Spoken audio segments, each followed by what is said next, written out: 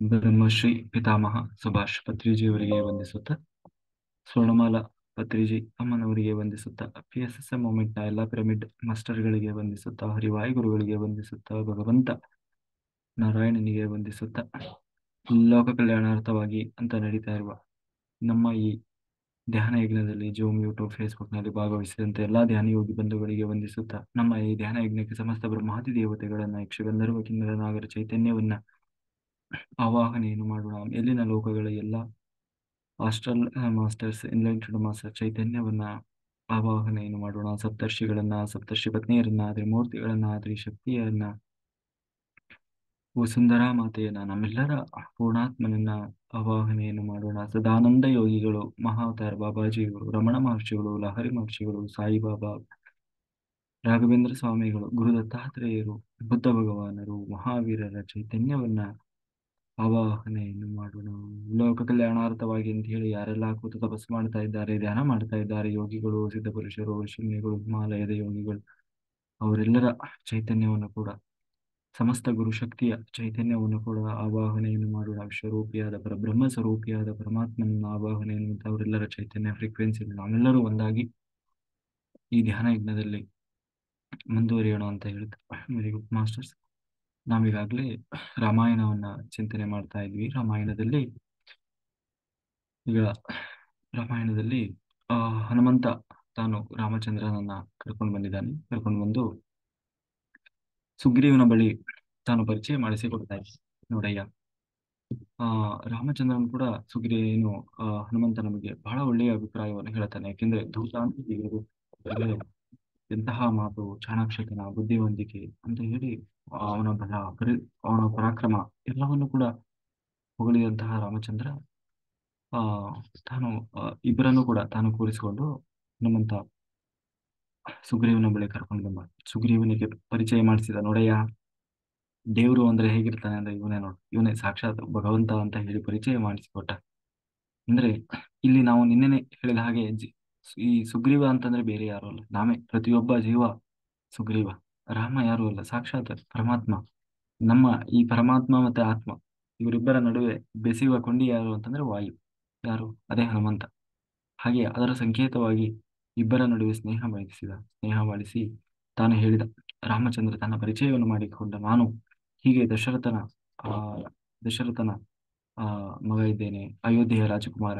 ನಾನು ಹೀಗೆ ನನ್ನ ಹೆಂಡತಿಯಾದ ಸೀತೆಯನ್ನ ಈಗ ರಾವಣ ಅಪಹಾರ ಮಾಡಿದ್ದಾನೆ.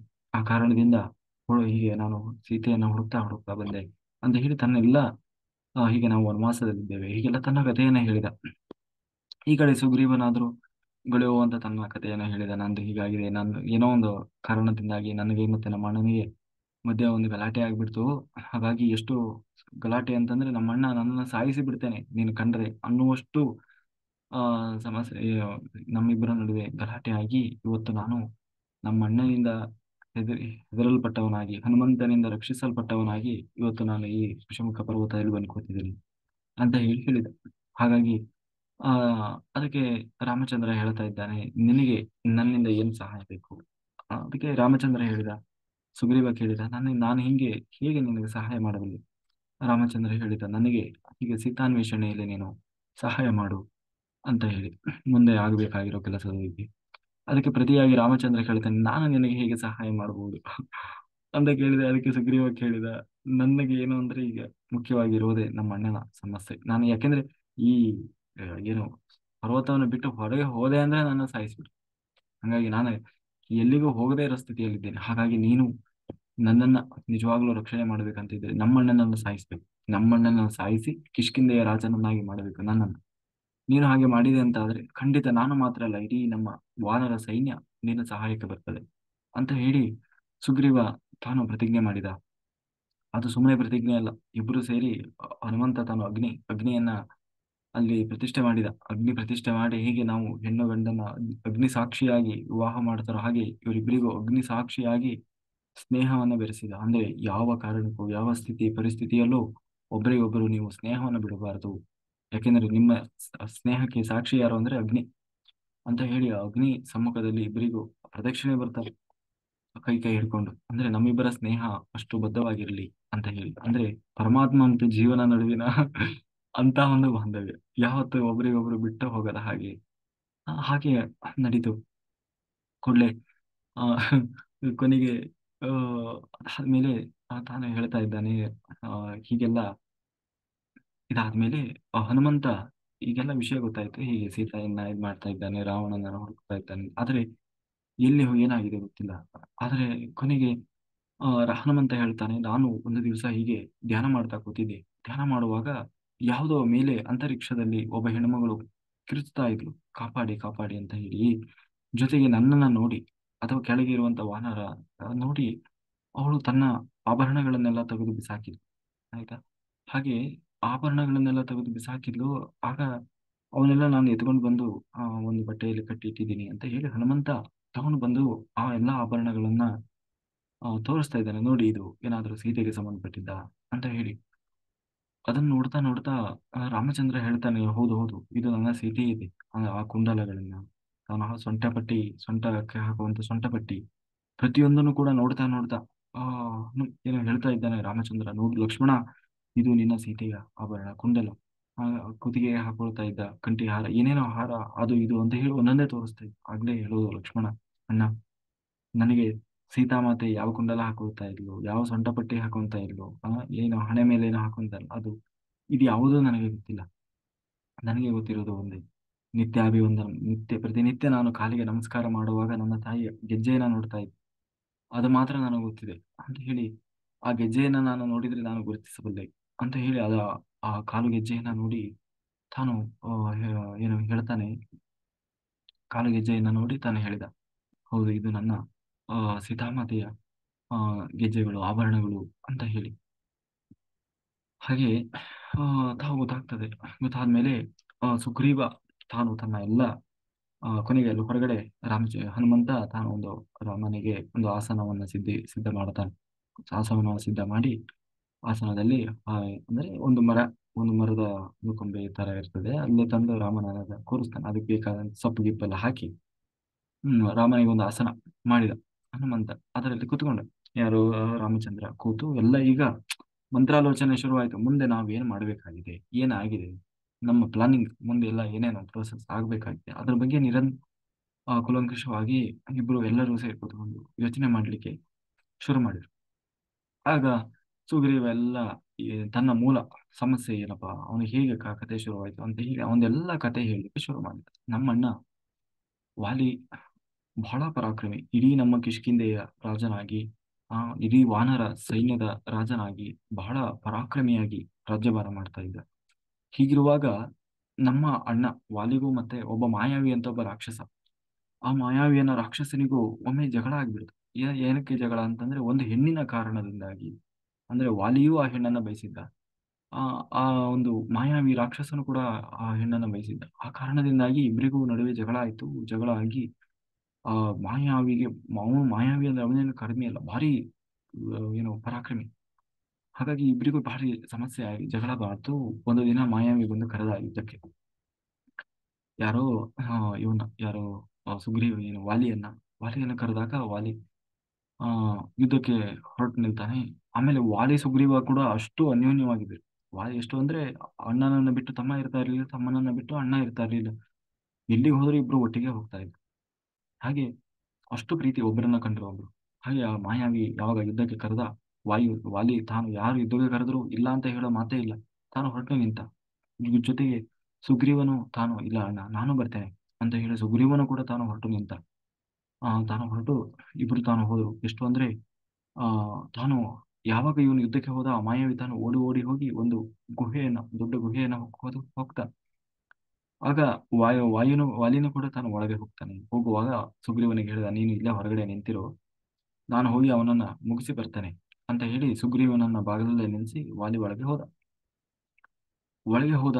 ಒಳಗೆ ಹೋದ ಮೇಲೆ ಒಂದು ದಿನ ಆಯ್ತು, 2 ದಿನ ಆಯ್ತು, 3 ದಿನ ಆಯ್ತು, ಒಂದು ವಾರ ಆಯ್ತು, ಒಂದು ತಿಂಗಳಾಯ್ತು. ಎಷ್ಟು ಅಂದ್ರೆ ಹೇಳ್ತಾನೆ ಸುಗ್ರೀವ, 1 ವರ್ಷ ಕಾದಿದ್ದೀನಿ, ಆದ್ರೆ ನಮ್ಮ ಅಣ್ಣ ಹೊರಗೆ ಬರ್ಲೇ ಇಲ್ಲ. ಒಂದು ವರ್ಷ ಆಯ್ತು. ಆಮೇಲೆ ಸ್ವಲ್ಪ ದಿವಸ ಆದ್ಮೇಲೆ ಆ ಗುಹೆಯಿಂದ ರಕ್ತ ಹರಿದು ಬರ್ಲಿಕ್ಕೆ ಶುರುವಾಯ್ತು. ನಾನು ಅನ್ಕೊಂಡೆ, ಮುಗೀತು ನಮ್ಮ ಅಣ್ಣನ ಕತೆ. ಯಾಕೆಂದ್ರೆ ಆ ಮಾಯಾವಿ ಜೊತೆಗೆ ಯುದ್ಧ ಮಾಡ್ತಾ ಮಾಡ್ತಾ ಅವನನ್ನ ಎದುರಿಸ್ಲಿಕ್ಕೆ ಆಗದೆ ಪ್ರಾಣ ತ್ಯಾಗ ಮಾಡಿಬಿಟ್ಟ ಮತ್ತೆ ಪುನಃ ಆ ಮಾಯಾವಿ ನಮ್ಗೆ ಬಂದು ಯಾಕೆಂದ್ರೆ ವಾಲಿನೇ ಸಾಯಿಸಿದಾನ ಅಂತಂದ್ರೆ ಇನ್ನು ಬೇರೆ ಯಾರಿಗೂ ಅವನನ್ನ ತಡ್ಲಿಕ್ಕೆ ಆಗೋಲ್ಲ ಅಂತ ಹೇಳಿ, ಇನ್ನು ಒಂದ್ ವೇಳೆ ಪುನಃ ಅವನು ಏನಾದ್ರು ಬಂದು ನಮಗೆ ಸಮಸ್ಯೆ ಮಾಡಿಯಾನೋ, ತೊಂದರೆ ಮಾಡಿಬಿಟ್ಟಾನೋ ಅಂತ ಹೇಳಿ ಆ ನಾನೇನು ಮಾಡಿದೆ, ಒಂದು ದೊಡ್ಡ ಬಂಡೆಕಲ್ಲು, ಆ ಬಂಡೆಕಲ್ಲನ್ನ ಆ ಗುಹೆಗೆ ಅಡ್ಡ, ಬಾಗಿಲಿಗೆ ಅಡ್ಡ ಇಟ್ಟು, ಒಂದ್ ವೇಳೆ ಆ ಮಾಯಾವಿ ಹೊರಗೆ ಬರಬಾರ್ದು ಆ ತರ ಇಟ್ಟು, ನಾನು ಅಳ್ತಾ ಅಳ್ತಾ ನನ್ನ ರಾಜ್ಯಕ್ಕೆ ಬಂದೆ, ಕಿಷ್ಕಿಂದಿಗೆ. ನಾನು ಆ ರಾಜ್ಯಕ್ಕೆ ಬಂದು ನನ್ನೆಲ್ಲ ಅಣ್ಣ ಹೀಗೆಲ್ಲ ಆಯ್ತು ಅಂತ ಹೇಳಿ ಕಥೆಯನ್ನು ಹೇಳಿದೆ. ಆದ್ರೆ ಎಲ್ಲರೂ ಸೇರಿ ಇನ್ನೇನ್ ಮಾಡೋದು, ಆ ರಾಜ ಇಲ್ದೆ ಇರ್ಲಿಕ್ಕಾಗಲ್ಲ, ವಾಲಿ ಅಂತ ಸತ್ತೋದ, ನೀನಾದ್ರೂ ರಾಜ್ಯಭಾರ ಮಾಡು ಅಂತ ಹೇಳಿ ಅವನನ್ನ ಆ ರಾಜನನ್ನಾಗಿ ಮಾಡಿದ್ರು. ಯಾರು? ಸುಗ್ರೀವನನ್ನ. ಸುಗ್ರೀವ ರಾಜನಾದ, ಇನ್ನೇನು ರಾಜ್ಯಭಾರ ಶುರು ಮಾಡಬೇಕು, ಬಹಳ ದಿನ ಆಗಿತ್ತು ಅನ್ನುವಾಗ ಈ ಕಡೆಯಿಂದ ವಾಲಿ ತಾನು ಗುಹೆಯಿಂದ ಹೊರಗಡೆ ಬಂದು ನೋಡ್ತಾನೆ, ದೊಡ್ಡ ಬಂಡೆಕಲ್ಲು ಇಟ್ಟಿದೆ. ಅವಾಗ್ಲೇ ಅವನಿಗೆ ಡೌಟ್ ಬಂತು, ಏನೋ ಮಾಡಿದಾನೆ ಇವನು ಸುಗ್ರೀವ ಅಂತ ಹೇಳಿ. ಆ ಆದ್ರೆ ಅವನು ಕೊನೆಗೆ ಆದ್ರೂ ಅವನಿಗೆ ಅಸಮಾಧಾನದಿಂದ ಬಂದ. ಕೊನೆಗೆ ಆ ವಾಲಿಗೆ ಅದೇನು ದೊಡ್ಡ ವಿಷಯ ಅಲ್ಲ. ಆ ಏನು ಬಂಡೆಕಲ್ಲನ್ನ ಸರಿಸಿ ತಾನು ಬಂದು ನೋಡ್ತಾನೆ, ಸಿಂಹಾಸನದ ಮೇಲೆ ಸುಗ್ರೀವ ಕೂತಿದ್ದಾನೆ. ಹಾಗಂತೂ ಅವನಿಗೆ ಕೋಪ ತಡ್ಕೊಳ್ಲಿಕ್ಕಾಗ್ಲಿಲ್ಲ. ಯಾಕೆಂದ್ರೆ ಇವ ನನ್ನನ್ನ ಮುಗಿಸಿ, ಅಂದ್ರೆ ನನ್ನ ಜೊತೆಗೇ ಇದ್ದು ನನ್ನನ್ನ ಮುಗಿಸಿ, ಅಂದ್ರೆ ಅವನೇನ್ ಅನ್ಕೊಂಡ, ವಾಲಿ ಹೆಂಗಿದ್ರು ಹೊರಗೆ ಬರಬಾರ್ದು ಅಂತ ಹೇಳಿ ಬಂಡೆಕಲ್ಲು ಇಟ್ಟು ನನ್ನನ್ನು ಅಲ್ಲೇ ಸತ್ತೋಗ ಹಾಗೆ ಮಾಡಿ, ಇವ ಬಂದು ಇವತ್ತು ರಾಜ್ಯಭಾರ ಮಾಡ್ತಾ ಇದ್ದಾನೆ, ಅಂದ್ರೆ ಸಿಂಹಾಸನಕ್ಕೆ ಆಸೆ ಪಟ್ಟು ನನ್ನನ್ನೇ ಸಾಯಿಸಿ ಪ್ರಯತ್ನ ಮಾಡಿದ್ದಾನೆ ಅಂತ ಹೇಳಿ ತಪ್ಪು ತಿಳ್ಕೊಂಡ್ಬಿಟ್ಟ. ಯಾರು? ವಾಲಿ. ವಾಲಿಯನ್ನ ನೋಡಿ ಸುಗ್ರೀವನಿಗೆ ಬಹಳ ಇದಾಯ್ತು, ಏನೋ ಖುಷಿ ಆಗ್ಬಿಡ್ತು. ಏನು ನಮ್ಮ ಅಣ್ಣ ಬಂದ ಅಂತ ಹೇಳಿ ಓಡಿ ಹೋಗಿ ಅಣ್ಣನ ಕಾಲು ಹಿಡ್ಕೊಂಡು, ಅಣ್ಣ ನಾನೇನು ಬೇಕು ಅಂತ ಮಾಡ್ಲಿಲ್ಲ, ಅನ್ಯಥಾ ನೀನು ಬಾಯಿಸಬಾರ್ದು, ನೀನು ಬಂದಿದೀಯಲ್ವಾ, ನನಗೆ ಬಹಳ ಸಂತೋಷ ಆಯ್ತು, ನಿನ್ನದೇ ರಾಜ್ಯ, ನೀನೇ ರಾಜನಾಗು ಅಂತ ಹೇಳಿ ಎಷ್ಟು ಅವನನ್ನು ಅಂಗಲಾಚಿದ್ರು ಕೂಡ ವಾಲಿಗೆ ಎಷ್ಟು ಸಿಟ್ಟು ಬಂದಿತ್ತು ಅಂದ್ರೆ ಅದು ಯಾವುದನ್ನು ನಂಬದ ಸ್ಥಿತಿಯಲ್ಲಿ ಇರಲಿಲ್ಲ. ಹಂಗಾಗಿ ಸರಿ ಹೊಡಿಲಿಕ್ಕೆ ಹಿಡ್ದ. ಹೊಡೆದು ಎಷ್ಟು ಅಂತಂದ್ರೆ ನಿನ್ನ ಸಾಯಿಸಿ ಬಿಡ್ತೇನೆ ಅಂತ ಹೇಳಿ ವಾಲಿ ಅವನನ್ನು ಹೊಡೆದು ಇನ್ನೇನು ಆ ಸಾಯಿಸುವ ಮಟ್ಟಕ್ಕೆ, ಇನ್ನೇನು ಪ್ರಾಣ ಉಳಿಸ್ಕೊಂಡ್ರೆ ಸಾಕು ಅಂತ ಹೇಳಿ ಸುಗ್ರೀವ ತಾನು ಓಡಿ ಬಂದು ಇಲ್ಲಿ ಹನುಮಂತನ ರಕ್ಷಣೆಯೊಂದಿಗೆ ಇದರಲ್ಲಿ ಇದ್ದ, ಏನೋ ಋಷ್ಯಮುಖ ಪರ್ವತದಲ್ಲಿ ಕೂತಿದ್ದ. ಅದರಲ್ಲಿ ಹ್ಮ್ ಹೇಳ್ತಾನೆ, ಎಷ್ಟು ಕುರೂರಿ ಆಗಿಬಿಟ್ಟಿದ್ದ ನಮ್ಮ ಅಣ್ಣ ಅಂತಂದ್ರೆ, ನನ್ನ ಹುಟ್ಟು ಬಟ್ಟೆಯಲ್ಲಿ ಕಳಿಸಿದ, ಕೊನೆ ಪಕ್ಷ ನನ್ನ ಹೆಂಡತಿ ಮಕ್ಕಳನ್ನು ಕರ್ಕೊಂಡು ಹೋಗ್ತೀನಿ ಅಂದ್ರೆ ಬಿಡ್ಲಿಲ್ಲ. ಆ ನೀನು ಸಿಕ್ಕರೆ ನಿನ್ನ ಸಾಯಿಸ್ತೇನೆ ಅಂತ ಹೇಳಿ ಆ ಆಮೇಲೆ ಇಲ್ಲಿ ಯಾಕೆ ಋಷ್ಯಮುಖ ಪರ್ವತದಲ್ಲಿ ಯಾಕೆ ಅಲ್ಲಿಗೂ ಬಂದು ಸಾಯಿಸ್ಬೋದಲ್ಲ ಅಂತಂದ್ರೆ, ಇಲ್ಲಿ ಯಾಕೆ ನಾನು ಬಂದು ಕೂತಿದ್ದೇನೆ ಅಂತಂದ್ರೆ, ಋಷ್ಯಮುಖ ಪರ್ವತದಲ್ಲಿ ನಮ್ಮ ಅಣ್ಣ ಬರಲ್ಲ. ಯಾಕೆಂದ್ರೆ ಅದಕ್ಕೆ ಅವನಿಗೆ ಒಂದು ಶಾಪ ಇದೆ. ಹೇಗೆ ಶಾಪ ಅಂತಂದ್ರೆ, ಹಿಂದೆ ಆ ಏನು ಈ ಏನು ಒಬ್ಬ ದುಂದುಬಿ ಅಂತ ಇದೆ, ಈ ಮಾಯಾವಿಯ ತಮ್ಮ, ಇವನು ಕೂಡ ಆ ಯುದ್ಧ ಮಾಡ್ಲಿಕ್ಕೆ ಬಂದಾಗ, ಅವನ ಮತ್ತೆ ವಾಲಿಯ ನಡುವೆ ಯುದ್ಧ ಆದಾಗ ಅವನನ್ನು ಜೋರು ತಿರುಗಿಸಿ ಬಿಸಾಕಿದಾಗ ಆ ಅವನ ಒಂದು ರಕ್ತ ಈ ಅದೇ ಒಂದು ಋಷ್ಯಮುಖ ಪರ್ವತದಲ್ಲಿದ್ದಂತಹ ಮತಂಗ ಋಷಿಗಳ ಆಶ್ರಮದ ಮೇಲೆ ಬಿತ್ತು. ಅಲ್ಲಿ ಬಿತ್ತು, ಅದು ಅಪವಿತ್ರ ಆಗಿಬಿಡ್ತು. ಅದಕ್ಕೆ ಅವರಿಗೆ ಅವರ ಧ್ಯಾನಕ್ಕೆ ಆ ಬಹಳ ತೊಡಕಾಯಿತು. ಅದಕ್ಕೆ ಅವರು ಶಾಪ ಕೊಟ್ಟಿದ್ರು, ಯಾರು ಈ ಕರ್ತವ್ಯಕ್ಕೂ ಏನು ಕೆಲಸ ಮಾಡಿದ್ದಾರೋ ಅವ್ರೇನಾದ್ರೂ ಈ ಋಷ್ಯಮುಖ ಪರ್ವತಕ್ಕೆ ಕಾಲಿಟ್ರೆ ಅವರ ತಲೆ 1000 ಹೋಳಾಗಿಲಿ, ಸಾತೋಗ್ಲಿ ಅಂತ ಹೇಳಿ.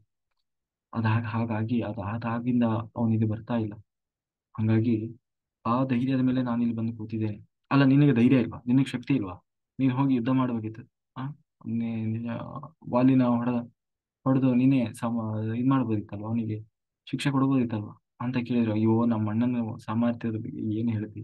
ಯಾಕೆಂದ್ರೆ ಅವನು ಪ್ರತಿನಿತ್ಯ 3 ಸಮುದ್ರದಲ್ಲಿ ಹೋಗಿ ಸ್ನಾನ ಮಾಡ್ತಾ ಇದ್ದ. ಅಂದ್ರೆ 3 ದಿಕ್ಕಿನಲ್ಲಿ, 3 ಪೂರ್ವ ಪಶ್ಚಿಮ ದಕ್ಷಿಣ ಭಾಗದಲ್ಲಿ ಇರುವಂತಹ ಸಮುದ್ರಕ್ಕೆ ಹಾರಿ ಹೋಗಿ ಪ್ರತಿನಿತ್ಯ ಸ್ನಾನ ಮಾಡಿ ಬರ್ತಾ ಇದ್ದ. ಅಷ್ಟೇ ಅಲ್ಲ, ಅವನು ಆಟ ಆಡ್ತಾ ಇರೋದು ಬೆಟ್ಟಗಳ ನಡುವೆ. ನಾವೆಲ್ಲ ಕಲ್ ತಗೊಂಡು ಹಿಂಗೆ ಹಾರಿಸಿದ್ರೆ ಅವನು ಬೆಟ್ಟಗಳನ್ನ ಹಾರಿಸಿ ಆಟ ಆಡ್ತಾ ಇದ್ದ. ಅಷ್ಟೇ ಅಲ್ಲ, ಅವತ್ತಿನ ಕಾಲದಲ್ಲಿ ಪರಾಕ್ರಮಿ ಅನಿಸಿಕೊಂಡಂತಹ ರಾವಣನನ್ನು ಕೂಡ ತನ್ನ ಬಾಲದಲ್ಲಿ ಹಿಡ್ಕೊಂಡು ಬಂದಿದ್ದು. ಬಾಲದಲ್ಲಿ ಹಿಡ್ಕೊಂಡು ಬಂದು ಅವನ ಮಗ ಅಂಗದ ಅವನ ತೊಟ್ಲಿ ಕಟ್ಟಿದ್ನಂತೆ, 10 ತಲೆಯ ಹುಳು ಅಂತ ಹೇಳಿ. ಅಂದ್ರೆ ಅಂತಹ ಪರಾಕ್ರಮಿ ಅವನು ವಾಲಿ. ಅವನಿಗೆ ಸರಿ ಸಮಾನವಾಗಿ ನಿಲ್ಲುವವರೇ ಇಲ್ಲ ಯುದ್ಧಕ್ಕೆ. ಹಂಗಿದ್ದಾಗ ನಾನು ಹೋಗಿ ಅವನನ್ನ ಗೆಲ್ಲೋ ಮಾತು ಅದೆಲ್ಲ ಆಗದ ಕತೆ. ಹಾಗಾಗಿ ನಾನಿಲ್ಲಿ ಬಂದು ಕೂತಿದ್ದೀನಪ್ಪ ಅಂತ ಹೇಳಿ ತನ್ನೆಲ್ಲಾ ಕಥೆಯನ್ನ ಅಂತ ಹೇಳಿ ಹೇಳ್ಕೊಂಡು ಹೋಗ್ತ. ಅದಕ್ಕೆ ಆ ಆ, ಆ, ಹೇಳ್ತಾ ಇದ್ದಾನೆ. ಅದಕ್ಕೆ ಸುಗ್ರೀವ ತಾನೆಲ್ಲ ಕಥೆಯನ್ನು ಹೇಳಿ ರಾಮಚಂದ್ರನಿಗೆ ಹೇಳಿದ, ನೋಡು ರಾಮಚಂದ್ರ, ದಯಮಾಡಿ ನೀನೇನೋ ತಪ್ಪು ತಿಳ್ಕೊಳ್ಬೇಡ, ಆದ್ರೆ ನಮ್ಮ ಅಣ್ಣನ ಸಾಮರ್ಥ್ಯ ಏನು ಅಂತ ನಾನು ಗೊತ್ತಿದೆ. ಹಾಗಾಗಿ ನಾನು ನಿನ್ನ ಸಾಮರ್ಥ್ಯದ ಪರಿಚಯ ನನಗಿಲ್ಲ. ಹಾಗಾಗಿ ನಾನು ಇವತ್ತು ನಿನ್ನ ಹತ್ರ ಕೇಳ್ಕೊಳ್ತಾ ಇದ್ದೇನೆ. ನೀನು ತಪ್ಪು ತಿಳ್ಕೊಳ್ಬಾರ್ದು. ಆದ್ರೆ ನನಗೂ ಕೂಡ ನಿನ್ನ ಸಾಮರ್ಥ್ಯದ ಪರಿಚಯ ಆಗ್ಬೇಕು. ಯಾಕೆಂದ್ರೆ ನಾನು ಆ ಹೇಳ್ತಾ ಇರೋದು ವಾಲಿಯನ್ನ ಸೋಲಿಸಬೇಕು ಅಥವಾ ಹೊಡಿಬೇಕು ಅಂತ ಅಲ್ಲ, ಅವನನ್ನು ಸಾಯಿಸ್ಬೇಕು ಅಂತ. ಒಬ್ಬ ವ್ಯಕ್ತಿಯನ್ನ ಸಾಯಿಸ್ಬೇಕು ಅಂತಂದ್ರೆ, ಯುದ್ಧ ಮಾಡಿ ಸೋಲಿಸ್ಬೇಕು ಅಂದ್ರೆ ಅವನಿಗಿಂತಲೂ 4 ಪಟ್ಟು ಶಕ್ತಿ ಇರ್ಬೇಕಂತೆ. ಸಾಯಿಸ್ಬೇಕು ಅಂತಂದ್ರೆ 100 ಪಟ್ಟು ಶಕ್ತಿ ಇರಬೇಕು. ಹಾಗಾಗಿ ನಮ್ಮ ಅಣ್ಣನ ಸಾಮರ್ಥ್ಯ ಏನು ಅಂತಂದ್ರೆ, ನಾನು ಹೇಳಿದ್ನಲ್ವಾ, ಅವತ್ತಿನ ಕಾಲದಲ್ಲಿ ರಾವಣನು ಕೂಡ ಹುಳದ ಹಾಗೆ ತಂದು ಕಟ್ಕೊಂಡಿದ್ದ. ಅಂತಹವನ ಪರಾಕ್ರಮಿ.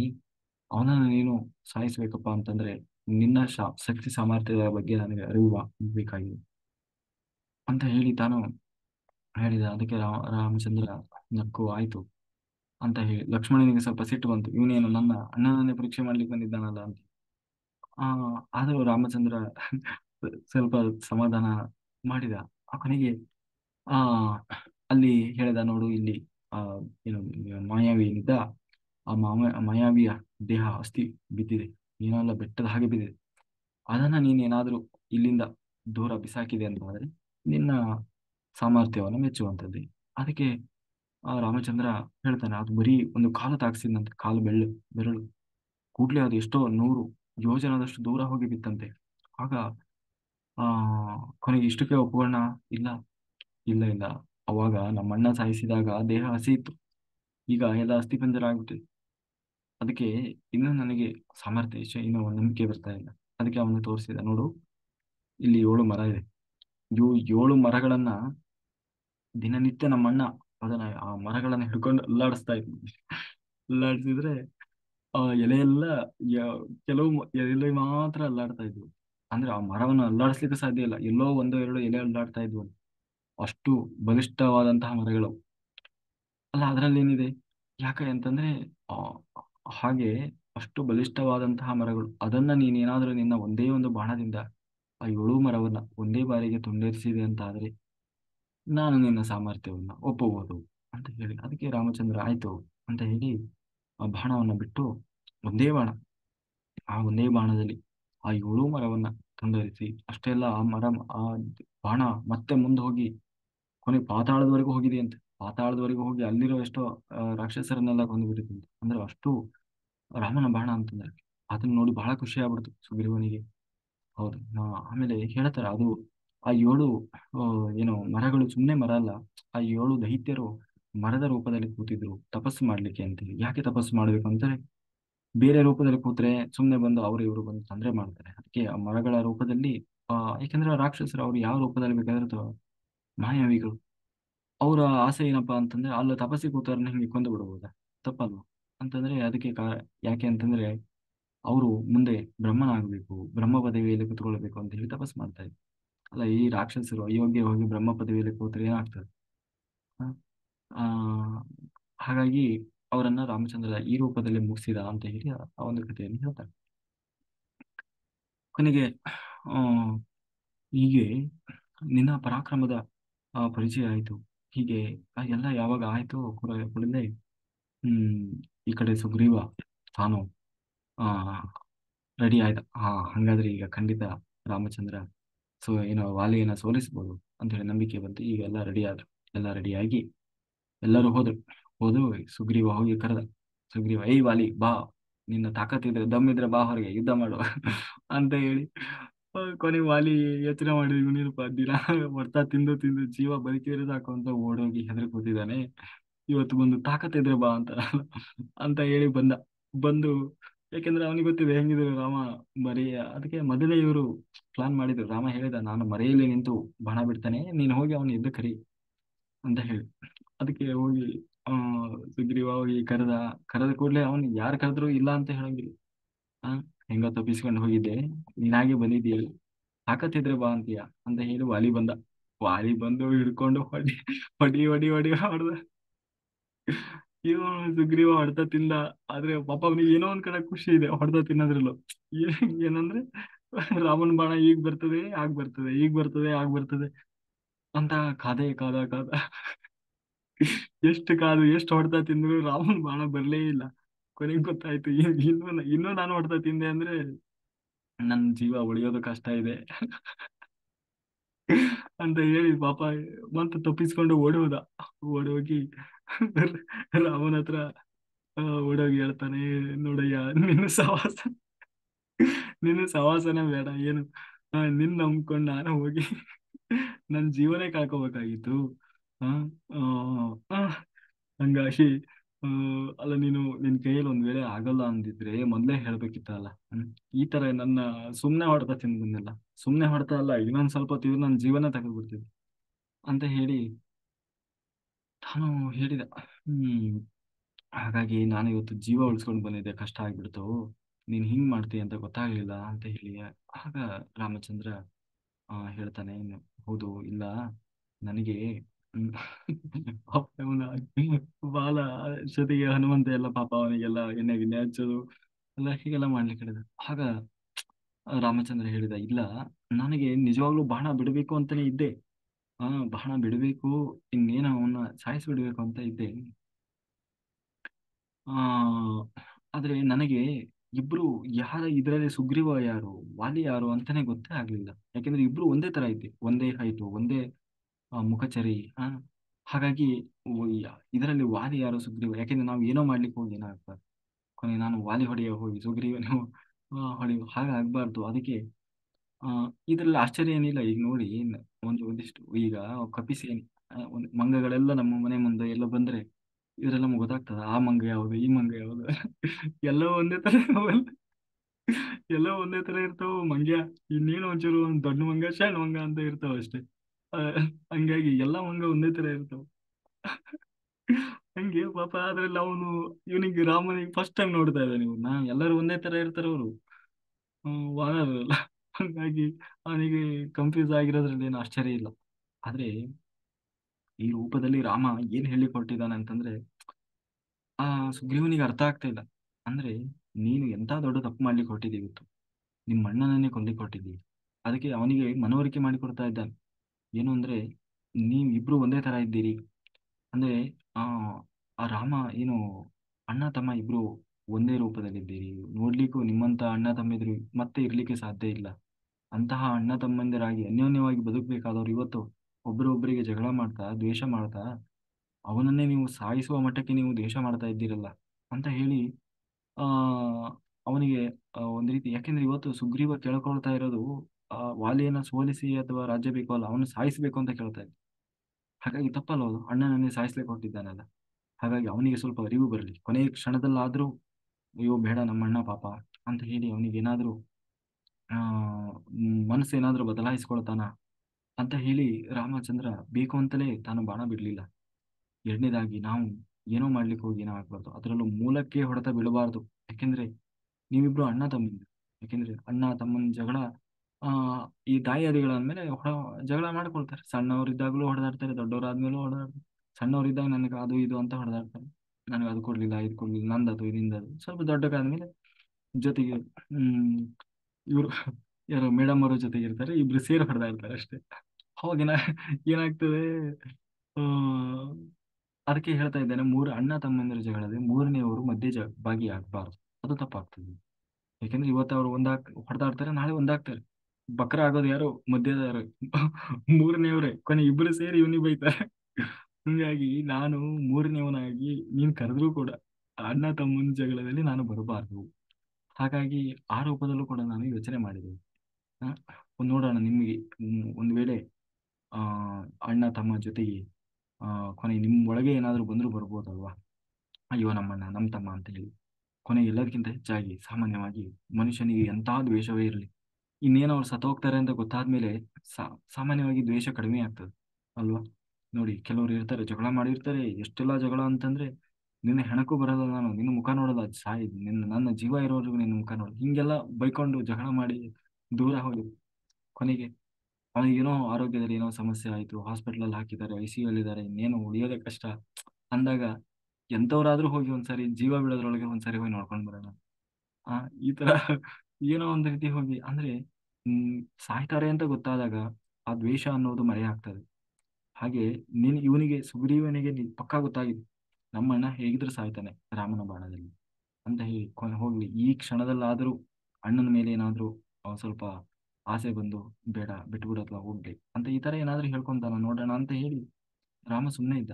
ಈ ರೀತಿ ಆ ಇದು ಮಾಡದ. ಹಾಗಾಗಿ ಎಲ್ಲರಿಗಿಂತ ಹೆಚ್ಚಾಗಿ ಸುಗ್ರೀವ ಅಲ್ಲ ವಾಲಿಯನ್ನ ಕೊಲ್ಲಬೇಕು ಅಂತ ಹೇಳ್ತಾ ಇದ್ದ, ತಪ್ಪಲ್ವಾ ಅದು?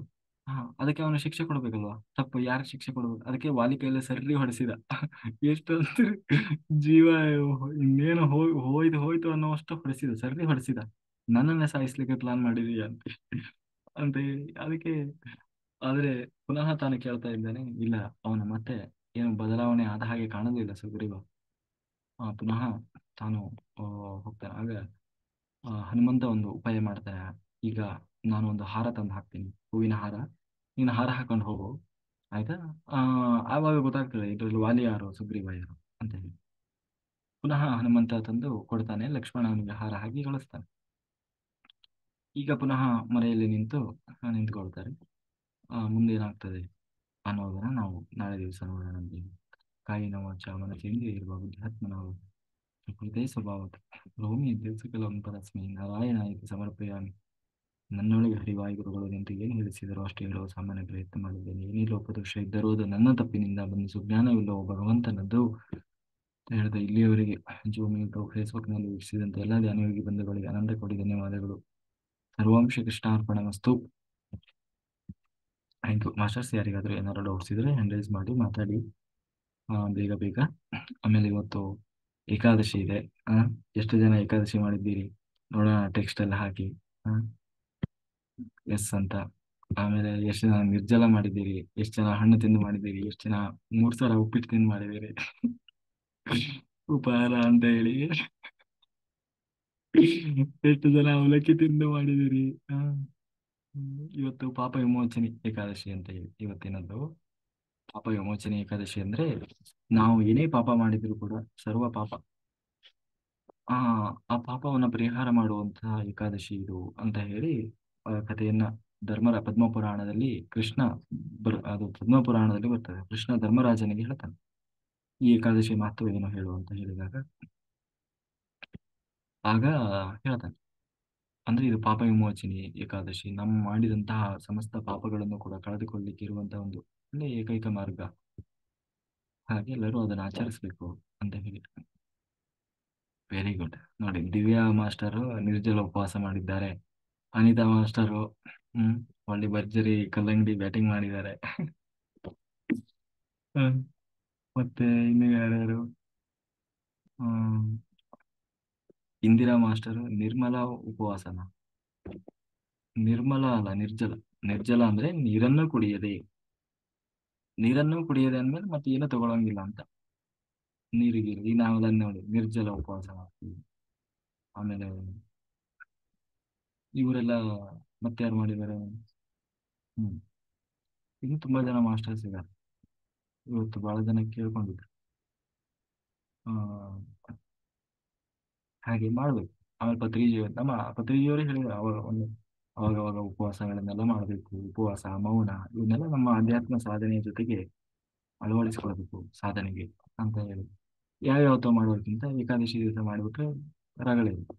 ಏಕಾದಶಿ ಮಾಡ್ದಂಗೂ ಆಗ್ತದೆ, ಕೃಷ್ಣನಿಗೂ ಪ್ರೀತಿ ಪಾತ್ರ ಆದಂಗೆ ಆಗ್ತದೆ, ನಮ್ಮ ಕರ್ಮನೂ ಕಳೆದಂಗೆ ಆಗ್ತದೆ, ಜೊತೆಗೆ ಆರೋಗ್ಯನೂ ಚೆನ್ನಾಗಿರ್ತದೆ. ಅಟ್ಲೀಸ್ಟ್ ಏನು ಹೊಟ್ಟೆಗೂ ಒಂಚೂರು ರೆಸ್ಟ್ ಬೇಕಲ್ಲ. 3 ಹೊತ್ತು ಬರೀ ತಿಂತಾ ಇದ್ರೆ ಒಂದಿನ ಒಂದೊಂದು ವಾರದಲ್ಲಿ 15 ದಿನಕ್ಕೆ ಒಂದ್ಸರಿನಾದ್ರೂ ಸ್ವಲ್ಪ ರೆಸ್ಟ್ ಬೇಕಲ್ಲ. ಎಷ್ಟೋ ನಮ್ಮ ಒಳಗಿರುವಂತ ಆ ಉಪವಾಸ ಮಾಡಿದಾಗ ಆಧ್ಯಾತ್ಮಿಕವಾಗಿ ಒಂದು ಕಾರಣ ಇದೆ. ನಮ್ಮ ಏನು ಲೌಕಿಕವಾಗಿ ಕೂಡ ಶಾರೀರಿಕವಾಗಿ ಅಷ್ಟು ಸಮಯದಲ್ಲಿ ಎಷ್ಟೋ ನಮ್ಮ ಒಳಗಿರೋ ಏನಂತೀವಿ ಬ್ಯಾಡ್ ಎನರ್ಜಿ ಅಥವಾ ಕೆಟ್ಟ ಏನಂತೀವಿ ಟಾಕ್ಸಿಕ್ ಅಂತೀವಲ್ಲ, ಅವೆಲ್ಲ ಕ್ಲೀನ್ ಆಗ್ತದೆ ಹೊಟ್ಟೆಯಲ್ಲಿರೋದು. ಆಮೇಲೆ ನಮ್ಮಲ್ಲಿ ಏನಾಗ್ತದೆ ಉಪವಾಸ ಮಾಡೋದ್ರು ಇದೇನು ಅಂತಂದ್ರೆ, ನಮ್ಮ ಬಾಡಿಯಲ್ಲಿ ಏನಾಗ್ತದೆ ಯಾವಾಗ್ಲೂ ಒಂದು ಸಿಸ್ಟಮ್ ಇರುತ್ತೆ. ಏನಂತಂದ್ರೆ ಒಂದು ರೆಸಿಸ್ಟೆನ್ಸ್ ಸಿಸ್ಟಮ್ ಅಂತ ಇರ್ತದೆ. ಅದು ಅದಕ್ಕಿಂತ ಮುಂಚೆ ಏನಾಗ್ತದೆ ಪ್ರೊಟೆಕ್ಷನ್ ಮಾಡ್ತಾ ಇರ್ತದೆ. ಅಂದ್ರೆ ನಾವು ತಿಂದ ಆಹಾರ ತಿಂತೀವಲ್ಲ, ಆಹಾರ ತಿಂದಾಗ ಒಳಗಡೆ ಹೊಟ್ಟೆಗೆ ಹೋದ ತಕ್ಷಣ ಏನ್ ಮಾಡ್ತದೆ ಅದನ್ನ ಜೀರ್ಣ ಮಾಡ್ತದೆ. ಜೀರ್ಣ ಮಾಡಿ ಎಲ್ಲ ಕರಳು ದೊಡ್ಡ ಸಣ್ಣ ಕರಳಿಗೆ ಹೋಗ್ತದೆ. ಸಣ್ಣ ಕರಳಿಗೆ ಹೋದ್ಮೇಲೆ ಅಲ್ಲಿ ಎಲ್ಲ ಅದರಲ್ಲಿರುವಂತ ಅಂಶ ಏನಿದೆ ಆ ಅಂಶವನ್ನೆಲ್ಲ ಹೀರ್ಕೊಳ್ತದೆ. ಅದು ಪ್ರೋಟೀನು ವಿಟಮಿನ್ ಎಲ್ಲ ಹೀರಿಕೊಳ್ಳೋದು ಕೆಲಸ ಮಾಡೋದು ಯಾವುದಂದ್ರೆ ಕರುಳು. ಆಯ್ತಾ? ಅದನ್ನೆಲ್ಲ ತಗೊಂಡು ಅದ್ರ ಜಡವನ್ನೆಲ್ಲ ಹೊರಹಾಕ್ತದೆ. ಇದು ನಿರಂತರ ನಡೆಯುವ ಪ್ರೋಸೆಸ್. ಯಾವಾಗ ಇದು ಆಹಾರವನ್ನ ನಾವು ಕೊಡ್ತಾ ಇರ್ತೀವಿ, ಅದನ್ನ ನಡೀತಾ ಇರ್ತೀವಿ. ಯಾವಾಗ ನಾವು ಆಹಾರವನ್ನ ಕೊಡುವುದನ್ನ ಸ್ಟಾಪ್ ಮಾಡ್ತೀವಿ, ಆ ಆಹಾರವನ್ನು ಕೊಟ್ಟಾಗ ಅದನ್ನೆಲ್ಲ ತಗೊಂಡು ದೇಹವನ್ನ ರಕ್ಷಣೆ ಮಾಡ್ತಾ ಇರ್ತದೆ.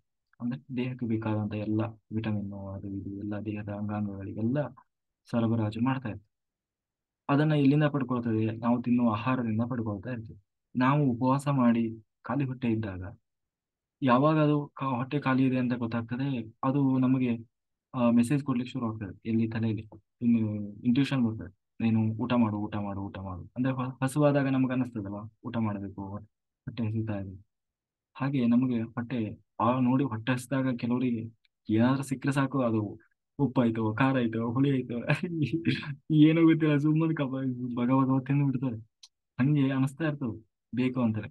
ಸುಮಾರು ಹೊತ್ತು ಹಾಗೆ ಆಗ್ತದೆ. ಉಪವಾಸ ಇರೋರು ಬೇಕಾದ್ರೆ ಈಗ ಪರೀಕ್ಷೆ ಮಾಡುದು. ಸುಮಾರು ಹೊತ್ತು ಏನಾಗ್ತದೆ, ಬಹಳ ಹೊಟ್ಟೆ ಹಸಿತದೆ, ಸಂಕಟ ಆಗ್ತದೆ, ತಡ್ಕೊಳಕ್ಕಾಗಲ್ಲ.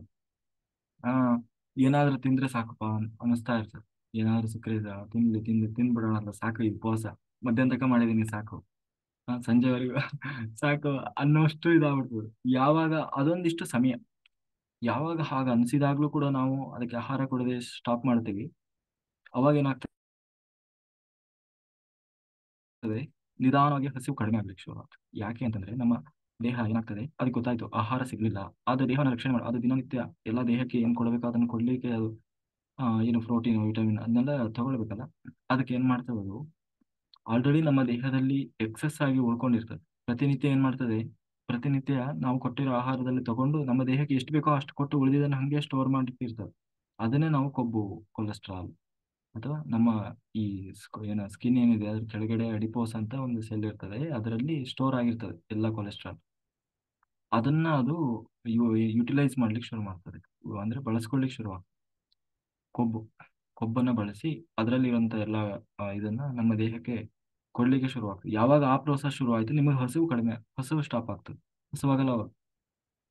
ಆ ಅವಾಗ ಏನಾಗ್ತದೆ, ನಮ್ಮ ದೇಹದಲ್ಲಿ ಅನ್ನೆಸೆಸರಿ ಆಗಿ ಏನೇನೆಲ್ಲ ಇದೆ ಕೆಟ್ಟದ್ದು, ಅಂದ್ರೆ ಎಕ್ಸ್ಟ್ರಾ ಇರೋದು ಕೊಲೆಸ್ಟ್ರಾಲ್, ಬ್ಯಾಡ್ ಕೊಲೆಸ್ಟ್ರಾಲ್ ಇರಬೇಕು ಸ್ವಲ್ಪನಾದ್ರೂ, ಆದ್ರೆ ಬ್ಯಾಡ್ ಕೊಲೆಸ್ಟ್ರಾಲ್ ಅಂತ ಇರ್ತದೆ. ಅವಶ್ಯಕತೆನೇ ಇರೋಲ್ಲ, ತುಂಬಾ ವರ್ಷದಿಂದ ದಿನದಿಂದ ಹಾಗೇ ಕೂತಿರ್ತದೆ. ಆಮೇಲೆ ಹೊಟ್ಟೆಯಲ್ಲಿ ಏನೇನೋ ಜಂಕ್ ಅದು ಇದು ಹಾಗೇ ಇರ್ತದೆ. ಅದು ಎಲ್ಲೋ ಒಂದು ಮೂಲೆಯಲ್ಲಿ ಅದೆಲ್ಲ ಕ್ಲೀನ್ ಆಗಿ ಹೊರಗಡೆ ಬರ್ತದೆ. ಅದು ಉಪವಾಸದಲ್ಲಿ ಆಗ್ತದೆ. ಇದನ್ನ ಯಾರಾದ್ರೂ ನೀವು ಏಕಾದಶಿ ದಿವಸ ಉಪವಾಸ ಮಾಡಿದ್ರೆ, ಯಾರು ಏಕಾದಶಿ ಉಪವಾಸ ಮಾಡಿ, ಯಾಕಂದ್ರೆ ನಿನ್ನೆನೂ ಒಂದೇ ಹೊತ್ತು ಊಟ ಮಾಡಿದ್ದಾರೆ, ಮಧ್ಯಾಹ್ನ ರಾತ್ರಿನೂ ಊಟ ಮಾಡಿದ್ರು. ಆಮೇಲೆ ಇವತ್ತು ನೀರನ್ನು ಕುಡಿಯದೆ ಮಾಡಿರ್ತಾರಲ್ಲ, ನೀರನ್ನು ಕುಡಿಯದೆ ಮಾಡಿದವರಿಗೆ ಮಾತ್ರ ಈ ಅನುಭವ ಆಗ್ತದೆ. ನಾಳೆ ದಿವಸ ಗೊತ್ತಾಗ್ತದೆ ಅವ್ರಿಗೆ ಎಷ್ಟು ಹೊರಗಡೆ ಎಷ್ಟು ಕ್ಲೀನ್ ಆಗ್ತದೆ ಅಂತ. ನಾಳೆ ಟಾಯ್ಲೆಟ್ ಹೋಗ್ತಾರಲ್ಲ, ಅವಾಗ ನೋಡಿ ಆ ಫುಲ್ಲು ಬಾಡಿಲಿ ಇರೋದೆಲ್ಲ ಕ್ಲೀನಿಂಗ್ ಆಗಿರ್ತದೆ. ಅಂದ್ರೆ ಗಲೀಜ್ ಎಲ್ಲ ಹೋಗಿರ್ತದೆ. ಅಂದ್ರೆ ನಾರ್ಮಲ್ ಇದ್ರ ತರ ಇರೋದೇ ಇಲ್ಲ. ಆ ಅಂದ್ರೆ ಅಷ್ಟು ಕೆಟ್ಟದ್ದೆಲ್ಲ ನಮ್ಮ ದೇಹದಲ್ಲಿ ಇರ್ತದೆ. ಅದನ್ನೆಲ್ಲ ಕ್ಲೀನ್ ಮಾಡ್ಕೊಳ್ಳಿಕ್ಕೆ ಒಂದು ಒಳ್ಳೆ ಅವಕಾಶ. ಆಮೇಲೆ ಫುಲ್ಲು ಮೈಂಡು ಎಲ್ಲ ದೇಹ ಎಲ್ಲ ಫ್ರೆಶ್ ಆಗಿರ್ತದೆ. ಏನೋ ಒಂದು ಏಕಾದಶಿ ಆಗಿ ದ್ವಾದಶಿ ಮುಗಿಸ್ತಾರಲ್ಲ, ಆಮೇಲೆ ನೋಡ್ಬೇಕು ಅವ್ರ ಮುಖದಲ್ಲಿ ಏನೋ ಒಂದು ಕಳೆ ಇರ್ತದೆ, ಏನೋ ಧನ್ಯತಾ ಭಾವ ಇರ್ತದೆ, ಏನೋ ಸಾರ್ಥಕತೆಯ ಭಾವ ಇರ್ತದೆ. ಏಕಾದಶಿ ಮಾಡಿದವ್ರನ್ನ ಹೇಳ್ತಾರೆ, ಏಕಾದಶಿ ಮಾಡುವವ್ರನ್ನ ದರ್ಶನ ಮಾಡಿದ್ರೆ ಸಾಕಂತ, ಅವರಲ್ಲಿ ಅಷ್ಟು ಇದಿರ್ತದೆ ತೇಜಸ್ಸು. ಹಂಗಾಗಿ ಏಕಾದಶಿಯನ್ನ ಆದಷ್ಟು ಮಾಡಿ, ಪ್ರಯತ್ನ ಮಾಡಿ. ಇತ್ತೀಚೆಗೆ ನಾವು ಅದ್ರ ಬಗ್ಗೆ ಹಾಕ್ತಾ ಇದ್ವಿ, ಯಾವ ಡೇಟಲ್ಲಿ ಬರ್ತದೆ ಅಂತ ಹೇಳಿ, ಹೀಗೆಲ್ಲ ಮಾಡಬೇಕು ಅಂತ ಹೇಳಿ. ಆ ಹಾ ಈಗ ನಾವೆಲ್ಲ ಇವಾಗ ನೋಡಿ 7-8 ವರ್ಷ ಆಯ್ತು ಒಂದು ಏಕಾದಶಿಯನ್ನು ಕೂಡ, ಸುಮ್ಮನೆ ನಮ್ಮ ಬಗ್ಗೆ ನಾವು ಕೊಚ್ಕೊಳ್ಳೋದು ಅಂತಲ್ಲ, ಅಂದ್ರೆ ಎಲ್ಲರಿಗೂ ಅದು ಮಾದರಿ ಆಗ್ಬೋದು ಅಂತ. ಅಂದ್ರೆ ಈಗ ನೋಡಿ, ಇವತ್ತು ನನ್ನಲ್ಲಿ ಏನಾದ್ರು ವ್ಯತ್ಯಾಸ ಕಾಣಿಸ್ತಾ ಇದೆಯಾ ಬೇರೆ ದಿವಸಕ್ಕೂ ಇವತ್ತು? ಬರೀ ನಾವು ಇದೆಲ್ಲ ಯಾವ ಹೊರಗಡೆ ಹೋಗ್ಲಿ, ಏನ್ ಮಾಡ್ಲಿ, ಕೆಲಸ ಮಾಡ್ಲಿ, ಎಲ್ಲಾಗೂ ಹೀಗೆ ಇರ್ತೀನಿ. ಏಕಾದಶಿ ದಿವಸನೂ ಹಾಗೆ ಇರ್ತೀವಿ, ಅದೇ ಕೆಲಸ, ಅದೇ ಶಕ್ತಿ, ಅದೇ ಎನರ್ಜಿ ಎಲ್ಲ ಇರ್ತದೆ. ಸ್ಟಾರ್ಟಿಂಗ್ ಅಲ್ಲಿ ಸ್ವಲ್ಪ ಅಭ್ಯಾಸ ಮಾಡ್ಕೊಳ್ಳುವವರೆಗೆ, ಅಭ್ಯಾಸ ಆದ್ಮೇಲೆ ಸುಮ್ಮನೆ ಅದ್ರ ಪಾಡಿಗೆ ಅದು ಹೋಗ್ತಾ ಇರ್ತದೆ. ಗುರುಗಳೇ ಹೇಳಿ. ಏಕಾದಶಿ ನಾನು ಮಾಡ್ಲಿಲ್ಲ, ಓನ್ಲಿ ಹಣ್ಣು ತಿಂದೆ. ನಿಮ್ ದರ್ಶನ ಮಾಡ್ಕೊಂಡೆ, ನಾನ್ ಧನ್ಯನಾದೆ. ನೀವ್ ಹ್ಮ್. ಹೇಳದಲ್ಲ, ಹ್ಮ್. ಅವ್ರ ದರ್ಶನ ಮಾಡ್ಕೊಂಡು ಎಲ್ಲ ಮಾಸ್ಟರ್ ಮಾಡಿದಾರೆ ಇವತ್ತು. ನಾ ಕಾವ್ಯ ಮೇಡಮ್ ಖಾಲಿ ನೀರ್ ಕುಡಿದಿದಾರಂತೆ, ಅವ್ರ ಹ್ಮ್ ದರ್ಶನ ಆಯ್ತು. ಎಲ್ಲ ಆ ಹ್ಮ್ ತರದ ಒಂದೇನ್ಗೆ ಅದ್ಭುತ ಸರ್. ನಿಜಾಗಿ ನಾವು ನೋಡಿ ಇವತ್ತು 59 ದಿನ ಆಯ್ತು ನಿದ್ದೆ ಮಾಡಿ. ಅದೇ ಹ್ಮ್ ಯಾವ ರೀತಿ ಇದೀವಿ ನೋಡಿ. ಇವಾಗ ಎನರ್ಜಿ ಎಲ್ಲ ಹಾಗೆ ಹೇಳ್ತಾರೆ, ಏನ್ರಿ ನೀವು ಸುಳ್ಳು ಹೇಳ್ತೀರಾ ನಿಜ ಅಂದ್ರೆ ಬನ್ನಿ ಸರ್ ನಾನು ವಿಡಿಯೋ ತೋರಿಸ್ತೀನಿ ಅಂತ ಹೇಳಿದೆ. ಆ ತರ ಹ್ಮ್ ಒಂದ್ ಹೇಳಿಗೆ ಎನರ್ಜಿ ಇದೆ ಸರ್. ಹೊಟ್ಟೆ ಏನೋ ನಮ್ಗೆ ಧ್ಯಾನ ಮಾಡ್ತಾ ಇದ್ರೆ ಹೊಟ್ಟೆ ಹೆಚ್ಚೆ ಅಲ್ಲ. ಹ್ಮ್ ನೀವ್ 3 ಅವರ್ ಧ್ಯಾನ ಮಾಡಿ, 8 ಅವರ್ ಊಟನೇ ಬೇಡ. ನಿಜವಾಗಿ ಆ ಎನರ್ಜಿ ಆ ತರ ಇರುತ್ತೆ. ನಾನು ಅದು ಮಾಡ್ತಾ ಇದ್ನಲ್ಲ, ನಾನು ಸಂಕಷ್ಟಿನೆಲ್ಲ ತಿಂತಾ ಇರ್ಲಿಲ್ಲ, ಮಾಡ್ತಾ ಇದ್ದೆ, ಇಲ್ಲ ಅಂತಲ್ಲ. ಇವಾಗ ಸ್ವಲ್ಪ ಅಂಗಡಿನ ಕೆಲಸ ಎನರ್ಜಿ ಬೇಕಾಗುತ್ತೆ. ಹ್ಮ್ ಕಸ್ಟಮರ್ ಬಂದ್ರೆ ಮಾತಾಡ್ಬೇಕಾಗತ್ತಲ್ವಾ. ಹ್ಮ್ ಇದಕ್ಕೋಸ್ಕರ ಅಷ್ಟೇ. ನಾನು ಇವತ್ತೇ ಅನ್ನ ಏನ್ ತಿನ್ಲಿಲ್ಲ, ದ್ರಾಕ್ಷಿ ಹಣ್ಣು ತಿಂದೆ ಅಷ್ಟೇ. ಅದು ಒಂದು ಇದು ಅಂತ ಹೇಳ್ಬಿಟ್ಟು ಅಷ್ಟೇ, ಏನಿಲ್ಲ. ಏನ್ ಮಾಡ್ತೀರಾ, ಕಸ್ಟಮರ್ ಯಾಕಂದ್ರೆ ಇದು ಉಗಾದಿ ಹಬ್ಬ, ಕಸ್ಟಮರ್ ಬರ್ತಾರೆ. ನಾನು ಹೇಳೋದು ಏನು ಅಂದ್ರೆ, ಹ್ಮ್ ಕೊನೆ ಪಕ್ಷ ಹ್ಮ್ ನಿಮ್ಗೆ ನಿರ್ಜಲ ಆಗದೆ ಇದ್ರೆ ಅಟ್ಲೀಸ್ಟ್ ನೀರ್ ಕುಡಿದಾದ್ರೂ ಮಾಡಿ. ಕೊನೆಗೆ ಅದೂ ಆಗಲಿಲ್ಲ ಅಂದ್ರೆ ಅಟ್ಲೀಸ್ಟ್ ಹಣ್ಣುಗಳನ್ನಾದ್ರೂ ತಿಂದು. ಹಣ್ಣು ತಿನ್ನೋದಂದ್ರೆ ಅದೇ ಮತ್ 3 ಹೊತ್ತು ತಿಂತಾ ಇರೋದಲ್ಲ. ಯಾವ್ದೋ ಒಂದ್ ಟೈಮ್ ತಿಂದು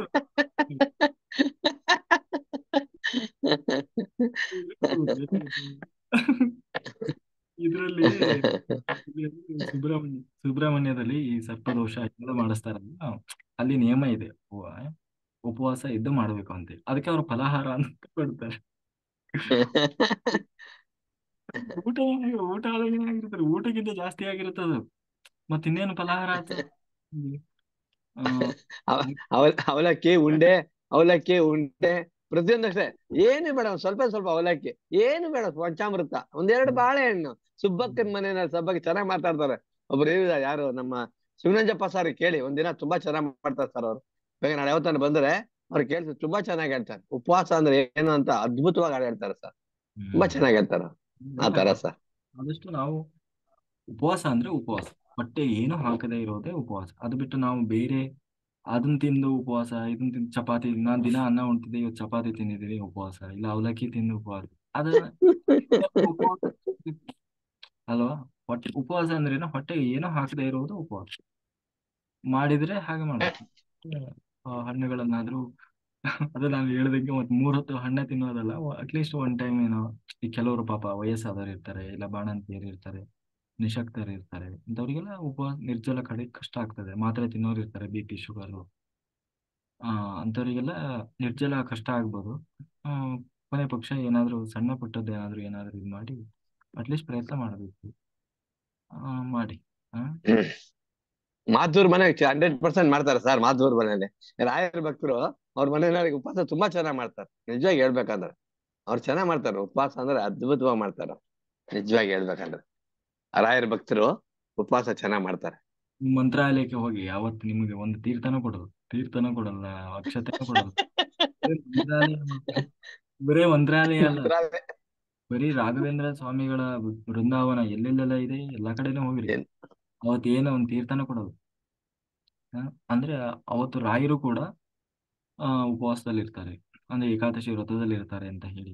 ಆ ಹಂಗಾಗಿ ಅದು ಬರೀ ರಾಯರು ಅಂತಲ್ಲ, ಮಧ್ವ ಒಂದು ಇದರಲ್ಲಿ ಬರುವಂತ ಎಲ್ಲಾ ಮಠಗಳಲ್ಲಿ, ಮಂದಿರಗಳಲ್ಲಿ ನೀವು ಆಮೇಲೆ ಸುಬ್ರಹ್ಮಣ್ಯಕ್ಕೆ ಹೋಗಿ ಅಲ್ಲಿ ಕೊಡಲ್ಲ.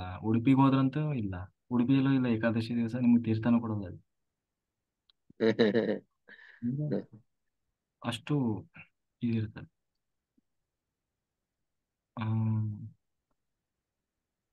ಹಾಗಾಗಿ ಮಾಡಬೇಕು, ಯಥಾಶಕ್ತಿ ಆದರೂ ಮಾಡುವ ಪ್ರಯತ್ನ ಮಾಡಬೇಕು. ಓಕೆ ಮಾಸ್ಟರ್ಸ್, ಎಲ್ಲರೂ ಟೈಮ್ ಆಯಿತು, ನಾವೀಗ ಅಷ್ಟು ಶುರು ಮಾಡೋಣ. ಆಯಿತಾ? ಎಲ್ಲರೂ ನೀರು ರೆಡಿ ಮಾಡ್ಕೊಳ್ಳಿ, ಎಲ್ಲರೂ ಬೆಳಗ್ಗೆವರೆಗೂ ಧ್ಯಾನ ಮಾಡಿ. ಆಯಿತಾ?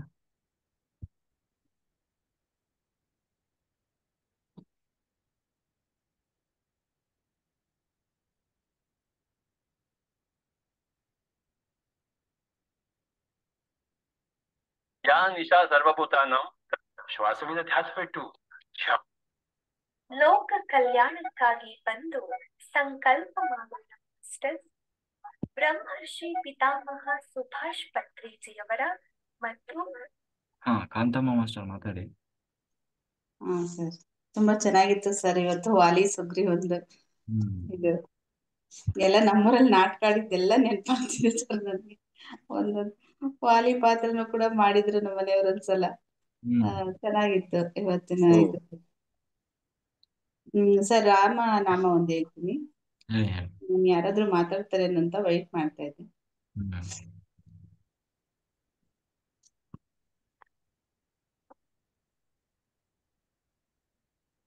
ರಾಮನಾಮ ಪಾಯಸಕ್ಕೆ ಕೃಷ್ಣ ನಾಮ ಸಕ್ಕರೆ, ವಿಠಲ ನಾಮ ತುಪ್ಪವ ಕಲಿಸಿ ಬಾಯಿ ಚಪ್ಪರಿಸಿರೋ, ಬಾಯಿ ಚಪ್ಪರಿಸಿರೋ. ರಾಮನಾಮ ಪಾಯಸಕ್ಕೆ ಕೃಷ್ಣ ನಾಮ ಸಕ್ಕರೆ, ವಿಠಲ ನಾಮ ತುಪ್ಪವ ಕಲಿಸಿ ಬಾಯಿ ಚಪ್ಪರಿಸಿರೋ, ಬಾಯಿ ಚಪ್ಪರಿಸಿರಿ. ಒಮ್ಮಗ ಗೋಧಿ ತಂದು ವೈರಾಗ್ಯ ಕಲ್ಲಲ್ಲಿ ಬೀಸಿ, ಒಮ್ಮಗ ಗೋಧಿಯ ತಂದು ವೈರಾಗ್ಯ ಕಲ್ಲಲ್ಲಿ ಬೀಸಿ, ಸುಮ್ಮನೆ ಸಜ್ಜಿಗೆ ತೆಗೆದು ಸಣ್ಣ ಶಾವಿಗೆಯ ರಾಮನಾಮ ಪಾಯಸಕ್ಕೆ ಕೃಷ್ಣ ನಾಮ ಸಕ್ಕರೆ, ವಿಠಲ ನಾಮ ತುಪ್ಪವ ಕಲಸಿ ಬಾಯಿ ಚಪ್ಪರಿಸಿರೋ, ಬಾಯಿ ಚಪ್ಪರಿಸಿರಿ.